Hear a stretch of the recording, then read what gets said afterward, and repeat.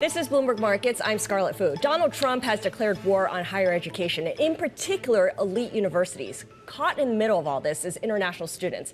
They're worried about visa availability. They're also concerned about whether they can stay in the United States to continue working after graduation.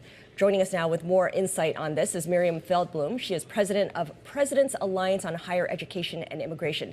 This is a group I'm not totally familiar with, but as you were just telling me, it started under the first Trump administration. Is it a lobbying group for higher ed institutions?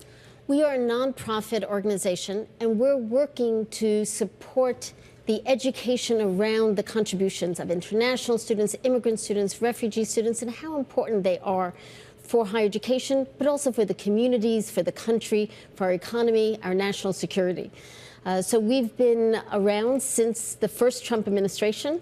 We started with a very small group of under 30 presidents and chancellors from across the country. We're now close to 600 presidents and chancellors, public and private institutions, who really want to make sure that these students are supported and that communities are also given the chance to benefit from these students' immense talent. These students are supported, but a lot of these students or prospective students are maybe looking away from the U.S. and looking towards other countries like the U.K., like Australia, like Canada, as places to pursue their graduate studies and one day establish their careers or start companies. Absolutely. Uncertainty, volatility is bad for international education, as it's bad for markets. And we're going to see the rippling effects of this. We're already starting to see under the first Trump administration. First, new international student enrollments fell by over 11%.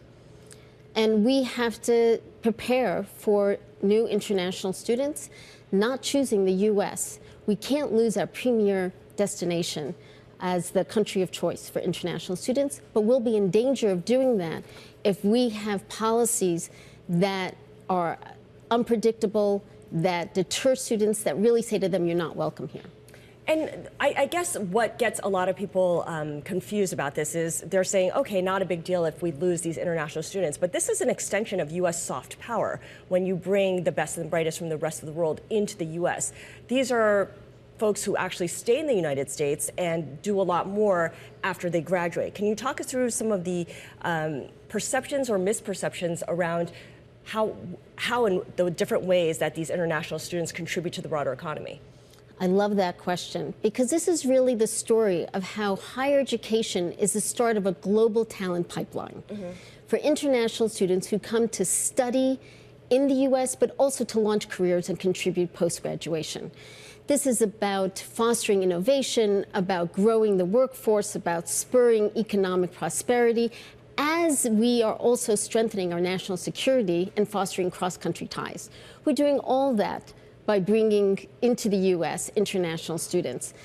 So on one hand, you can talk about the fact that international students contribute $44 billion to our national economy. We can talk about the fact that there are over 240,000 international students now participating in optional practical training that help support their educational program, but also help our industries, our businesses, our research fill critical labor shortage needs and skills. Right now, what we're seeing is from the beginning through post-graduation that there are threats on the horizon, and that's of great concern. So the pushback here is that for the schools that don't get these international students, they're a key source of revenue. They pay full freight, these students, as opposed to a lot of U.S. students who need financial aid and get financial aid. So the schools are losing revenue when international students don't come, which is why they're pushing for more international students to come, or at least for that pipeline not to get disrupted at a time when the federal government is pulling back on a lot of its funding for these universities. I think that it's not simply about financial revenue. It's really about what makes higher education, which is that these international students who are coming to our institutions are also enabling domestic students to be able to pursue their degrees. How so? So international students who are in a computer science program, for example, also help to ensure that domestic students have a full computer science program. So whether in STEM, in teaching, in healthcare, international students are part of the core educational mission. And in fact, if we think about immigrant students as well as international students, immigrant origin students, first and second generation immigrant students and international students, make up over a third of all students in higher education today. All right, Miriam Feldblum, this is clearly an ongoing issue, one that won't be resolved anytime soon. Really appreciate your joining us today. Thank you so much. President of President's Alliance on Higher Education and Immigration, a group that represents presidents and chancellors of universities across the United States.